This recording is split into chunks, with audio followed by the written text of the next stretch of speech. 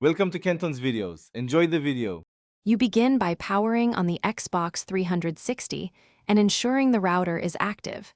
This is critical because the console needs a live network to test settings.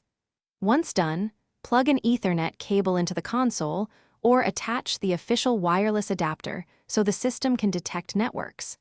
Make sure you have your SSID and Wi-Fi password written down, and check whether your network uses DHCP versus a static IP. This affects the next configuration steps and prevents address conflicts. You navigate to Settings, then System, and choose Network Settings. This sequence puts you in control of the console's connection.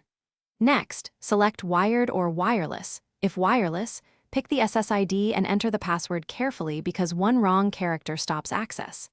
After connecting, go to Configure Network and set IP assignment. Choose Automatic for DHCP to simplify things, or Manual if your network requires a specific IP, gateway, and DNS values, so the Xbox communicates correctly with online services. You should run Test Xbox Live Connection now to confirm access. This check tells you if the console reaches Microsoft services and will show an error code when something fails. If the test fails, restart the modem, router, and Xbox. Power cycling clears many transient issues. If problems persist, try alternate DNS such as 8.